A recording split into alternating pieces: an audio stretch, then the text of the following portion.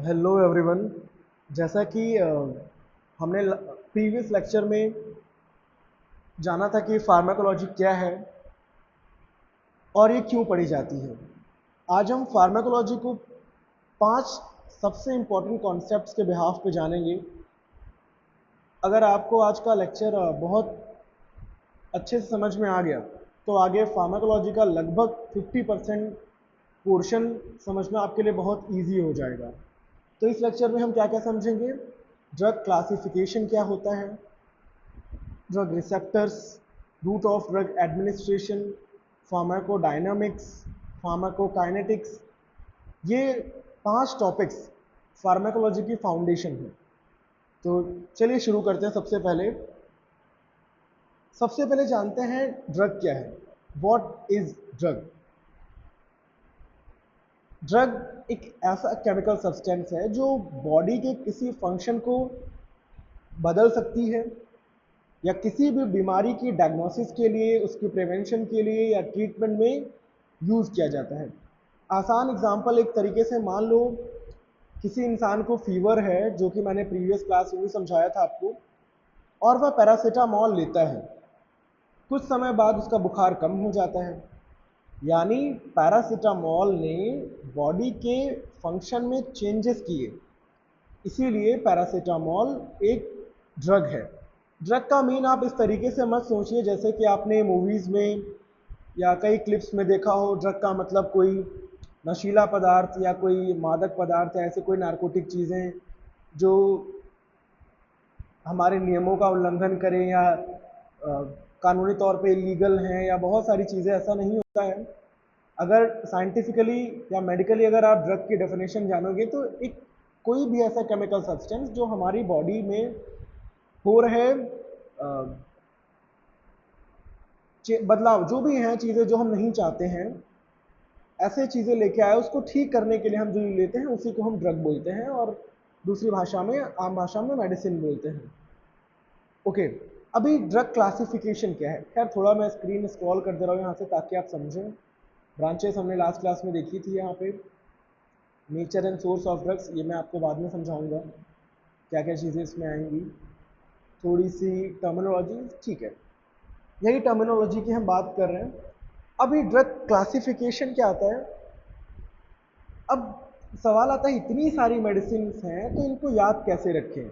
ये एक बहुत बड़ा टर्म आता है। जैसे कि हम बहुत सारे क्लासेस पढ़ेंगे, कार्डियोवास्कुलर ड्रग्स पढ़ेंगे, एंटी हाइपोटेंसिव ड्रग्स पढ़ेंगे, एंटी हाइपरटेंसिव ड्रग्स पढ़ेंगे, एंटी हाइपरलिपिडेमिक ड्रग्स पढ़ेंगे, ठीक है, और anti fungal, anti microbial, anti bacterial. अब हर एक क्लास के अंदर कई सारी ड्रग्स हैं। उन्हें याद करने का तरीका मीन्स ये नहीं कि आप रटेंगे, बट उनको एक अलग अलग क्लासेस में डिवाइड किया गया है। हर एक बॉडी के पर्टिकुलर ऑर्गन के फंक्शन में जो भी एब्नॉर्मलिटी आती है तो हमारी कुछ ड्रग्स बनाई जाती है जो वहीं पे काम करें, जो कि उन्हीं के अकॉर्डिंग उनका नाम रखा जाता है। इसीलिए ड्रग्स को अलग अलग समूहों में, मीन्स क्लासेस में डिवाइड किया गया है, बांटा गया है। इसी को हम ड्रग क्लासिफिकेशन कहते हैं। अगली चीज, अब इसी के अंदर आता है according to therapeutic action. Therapeutic सबसे कॉमन, ये क्लासिफिकेशन इस बेस पे होता है कि मेडिसिन किस बीमारी में यूज हो रही है। एग्जाम्पल के तौर पे जैसे पैरासीटामोल एक एंटीपायरेटिक है, मतलब कि फीवर में।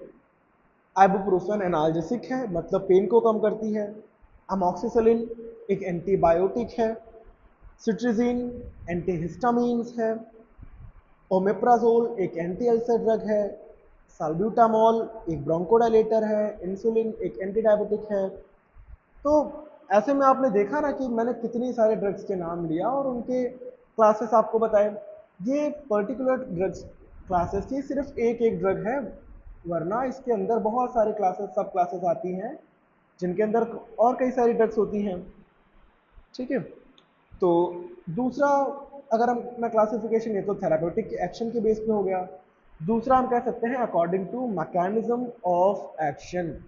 यहाँ ड्रग्स को उनके काम करने के तरीकों के आधार पे डिवाइड किया गया है। जैसे कि एस्पिरिन, एस्पिरिन का 2 काम हैं।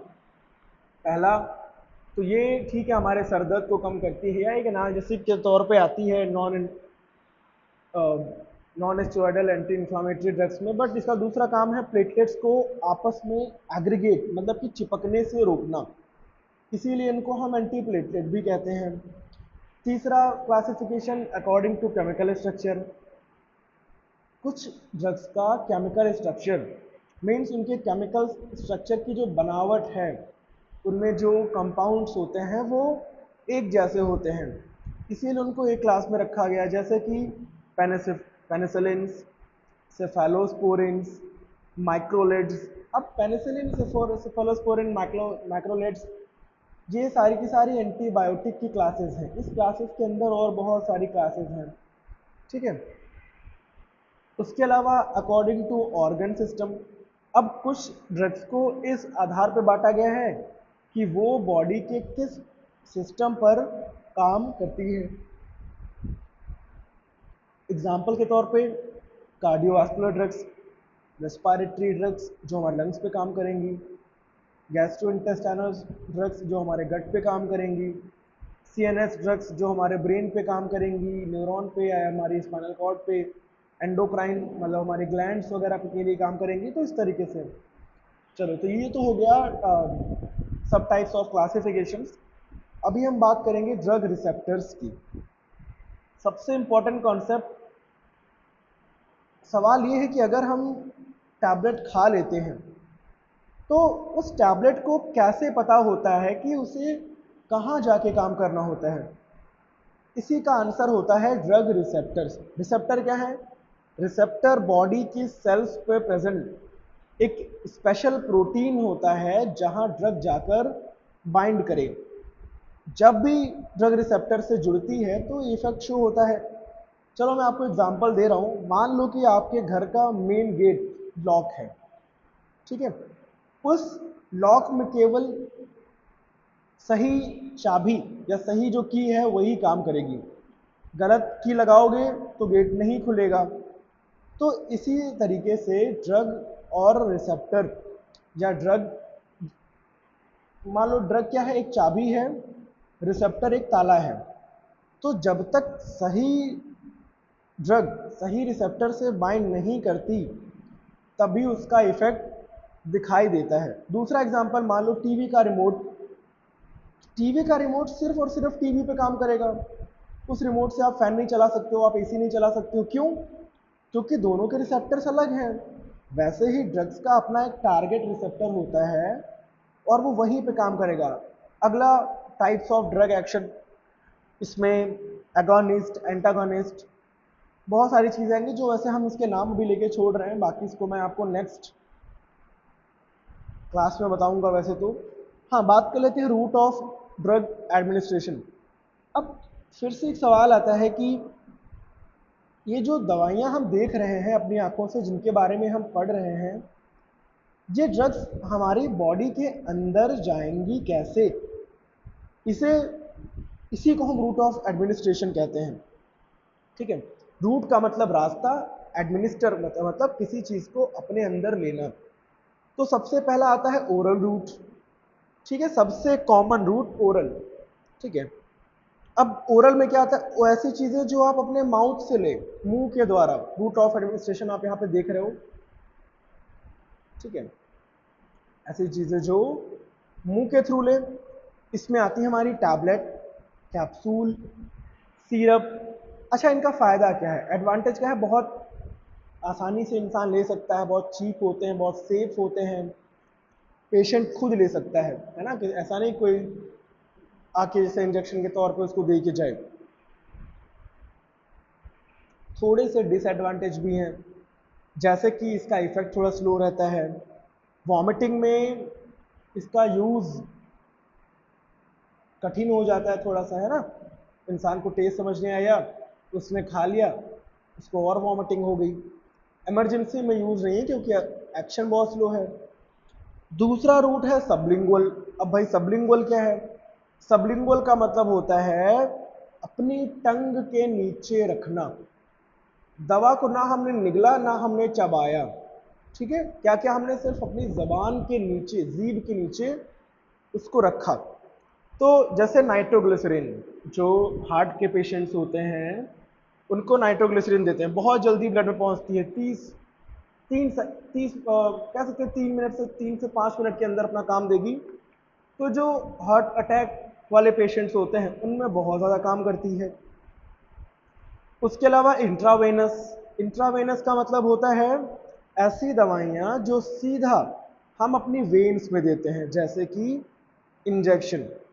सबसे फास्टेस्ट एक्शन, अगर कोई पेशेंट इमरजेंसी वाली स्टेट में है, उसकी जान बचानी है, कोई शॉक की कंडीशन है, कोई हेमरेज की कंडीशन है, बहुत खून बह गया है, तो हम उसको क्या करेंगे, इंजेक्शन देते हैं जिसकी बायो अवेलेबिलिटी 100% होती है। बायो अवेलेबिलिटी क्या है? जितनी दवा देते हैं उसका कितना अमाउंट हमारे ब्लड में पहुंच रहा है या ब्लड में जाके पहुंचता है, उसी को कहते हैं bio availability. The rate and extent of drug distribution to the systemic circulation is known as bioavailability। तो इंजेक्शंस की बायो अवेलेबिलिटी 100% होती है। टैबलेट कैप्सूल्स की डिपेंड करता है 95%, 90%, 85%। ऐसे ही अलग अलग हमारी डोजेस फॉर्म्स होती हैं जिनकी बायो अवेलेबिलिटी डिपेंड करती है वो किस रूट से हमारी बॉडी में जा रहे हैं, bypass metabolism, first pass metabolism या बाईपास फर्स्ट पास मेटाबॉलिज्म, अलग अलग तरीके से। ये जो मैं आपको मेटाबॉलिज्म में बोल रहा हूँ ये मैं आपको बायो ट्रांसफॉर्मेशन वाले फेज में समझाऊंगा। तो जो 100% बायो अवेलेबिलिटी वाले रूट्स होते हैं वहाँ वो चीज़ें इमरजेंसी में सबसे यूज़फुल हैं। एग्जाम्पल के तौर पे नॉर्मल सलाइन NS, किसी को डिहाइड्रेशन होता है, पेट उसके साथ डायरिया हो जाता है, उसको चक्कर आते हैं कमज़ोरी की वजह से, उसको वॉमिटिंग होती है, शरीर में फ्लूइड्स की कमी हो जाती है, इलेक्ट्रोलाइट्स की कमी हो जाती है, ब्लड प्रेशर बहुत लो हो जाता है, ब्रेन तक सफिशिएंट ब्लड फ्लो नहीं मिल पाता है, तो उनके लिए हम देते हैं नॉर्मल सलाइन NS, जिसको आपकी भाषा में कई बार बोलते हैं ग्लूकोज चढ़ रहा है, क्या हो रहा है, RL NS GNS, ठीक है, ये सारी चीज़ें। खैर, और एंटीबायोटिक्स भी इसमें आ जाते हैं, कुछ इमरजेंसी मेडिसिन।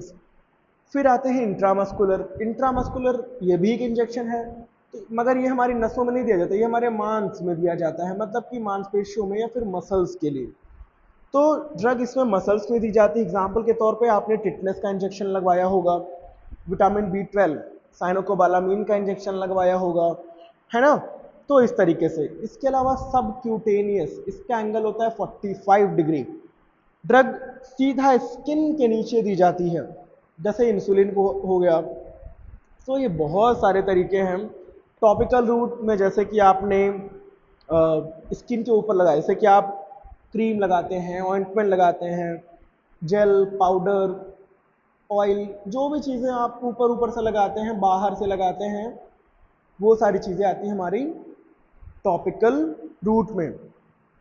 इसके अलावा इनहेलेशनल रूट, ड्रग हमारी सांस के साथ में अंदर जाती है। कोई फेफड़ों का मरीज है, लंग्स का पेशेंट है, अस्थमा वाला है या COPD का पेशेंट है, हम उसको नेबुलाइजर देते हैं या इन्हेलर देते हैं। सॉल्ब्यूटामॉल इन्हेलर आता है जो अस्थमा में यूज़ करते हैं, तो उसको नाक के सहारे पुश करते हैं, उसमें ड्रॉपलेट्स आती हैं, वो सांस लेता है तो वो लंग्स तक ट्रैवल करके जाते हैं और वहाँ पे ब्रोंकोडायलेशन करवा के उसको थोड़ा सा राहत दिलवाते हैं। उसके अलावा रेक्टल और वजाइनल यूज। रेक्टल में सपोजिट्री एक जलीनुमा एक टैबलेट, एक बुलेट शेप में ड्रग आती है जिसको हम रेक्टल रूट से लेते हैं। बच्चों या वॉमिटिंग वाले पेशेंट्स में ज़्यादा इसका यूज़ करते हैं, ठीक है। अभी हम बात करेंगे फार्माकोडायनेमिक्स क्या है, आज थोड़ा सा इसके बारे में और बात कर ले रहे हैं, जो कि हमने प्रीवियस क्लास में बहुत थोड़ा सा जाना था इसके बारे में। इसके बारे में और काफ़ी चीज़ें डिटेल में हैं, बट कोशिश करता हूँ यहाँ से निकालूंगा।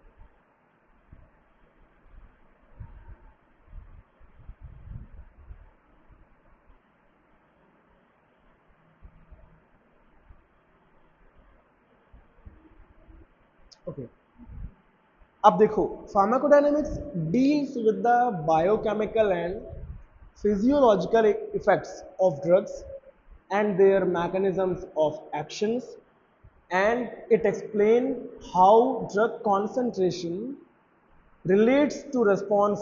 ठीक है, तो मैंने आपको बताया था what does drug do to the body। Drug हमारी बॉडी के साथ में क्या कर रही है। फार्माकोलॉजी का सबसे इंपॉर्टेंट टॉपिक फार्माकोडायनामिक्स हमें बताता है कि ड्रग बॉडी पर क्या करती है। एग्जाम्पल के तौर पे मैंने आपको बताया पैरासीटामोल जो फीवर कम करे, आइबुप्रोफेन जो पेन कम करे, इंसुलिन जो ब्लड शुगर को कंट्रोल करे। अब इसके अंदर जो काम करने के तरीके हैं, किस रिसेप्टर से बाइंड हुई, कौन से एंजाइम ने उसकी हेल्प किया, क्या रिवर्सिबल एक्शन आया, क्या रिवर्सिबल एक्शन आया, कैसे क्या हो रहा है, ये सारा कुछ हमारा फार्माकोडायनामिक्स में आता है। तो इसमें हम मैकेनिज्म ऑफ एक्शन पढ़ेंगे, ड्रग रिसेप्टर का इंटरेक्शन पढ़ेंगे, डोज रिस्पॉन्स रिलेशनशिप देखेंगे, थेराप्यूटिक इफेक्ट देखेंगे, साइड इफेक्ट, टॉक्सिक इफेक्ट्स, ये सारी चीज़ें हमारी इसमें आती हैं जो कि आप यहाँ पे देखोगे। अगर थोड़ा सा और डिटेल में देखोगे तो आपको मिलेगा। इसके अलावा फार्माकोकाइनेटिक्स क्या है, ठीक है।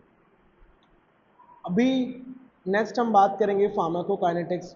What does body do to the drug, body का क्या रिस्पॉन्स है ड्रग के साथ में, है ना। तो इसको याद रखने का सबसे इजी तरीका है ADME, absorption, distribution, metabolism, excretion. आपने जो भी चीज़ें खाई वो आपके लंग्स वो आपके स्टमक में गई, वहाँ पे वो डिसइंटीग्रेट हुई, मतलब टूट गई, डिसएग्रीगेट हुई, अलग अलग हुई, फिर डिसोल्यूट हुई, वापस में उसी में घुल गई, फिर वो बढ़ के गई कहाँ पे, आपके small intestine, upper part of small intestine which is duodenum. अब वो डुओडेनम तक गई। अब डुओडेनम या स्मॉल इंटेस्टाइन के जो भी पार्ट्स हैं उन्होंने उसमें मौजूद बायोकेमिकल्स को या बायोमोलिक्यूल्स को एब्जॉर्ब किया। एब्जॉर्ब कर किससे किया absorb, the drug goes to the systemic circulation through semi permeable membrane is known as absorption. Absorption basically 4 phases में होता है, ठीक है। Passive diffusion, facilitated diffusion, endocytosis और एक्टिव, ठीक है। तो these are not a phases but these are types of absorption या diffusion कह लो या ट्रांसपोर्ट कह लो, जिसमें हमारे ड्रग्स के पार्टिकल साइजेस डिपेंड करते हैं वो किस रास्ते से जाएंगे, ठीक है। एब्जॉर्प्शन के बाद ड्रग हमारी ब्लड में पहुंचती है, ब्लड में अब उसको प्रोटीन मिलता है तो प्रोटीन के साथ बाउंड होती है या प्लाज्मा बाउंड ड्रग्स ऐसे बोल सकते हैं। उसके बाद वो लीवर तक जाती है जहां उसका मेटाबॉलिज्म होता है और उसके बाद उसका यूज होने के बाद वो ड्रग एक्सक्रीट आउट हमारे किडनी के थ्रू, ज़्यादातर यूरिन फॉर्म बन के यूरिन के थ्रू निकल जाती है बाहर।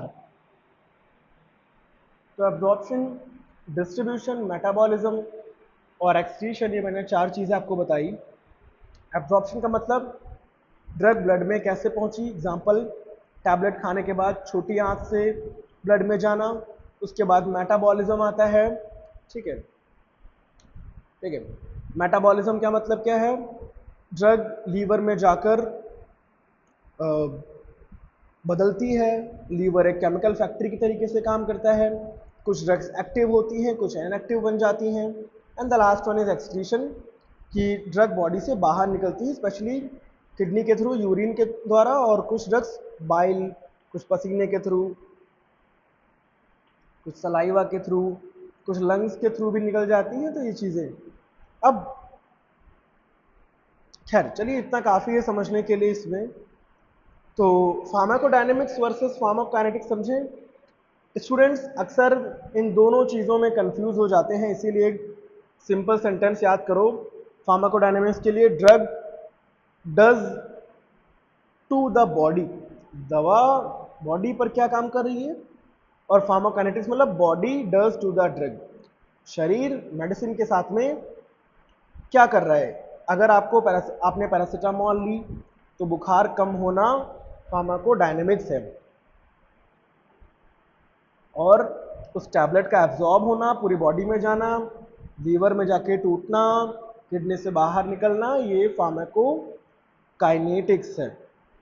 ठीक है, तो ये रहा आपका बेसिक सा समझने का तरीका अब तक का जो मैंने आपको बताया। तो इस लेक्चर को यहीं तक रखते हैं। नेक्स्ट लेक्चर में हम कुछ टर्मिनोलॉजीज के बारे में देखेंगे। अब वो टर्मिनोलॉजीज में जैसे कि रिसेप्टर्स क्या होते हैं, एगोनिस्ट क्या है, एंटागोनिस्ट क्या है, एड्रिनर्जिक ड्रग्स क्या होती हैं, या आइडियोसिंक्रेसी क्या है, सिनर्जिज्म क्या है, टॉलरेंस क्या है, हम इन चीज़ों की बात करेंगे जो कि अबव मेंशन है आपके नोट्स में या फिर आपके इस चैप्टर में। तो दैट्स इट, इस क्लास को यहीं तक रखते हैं, बाकी मिलेंगे हम आपसे आपके नेक्स्ट लेक्चर में। So thank you so much.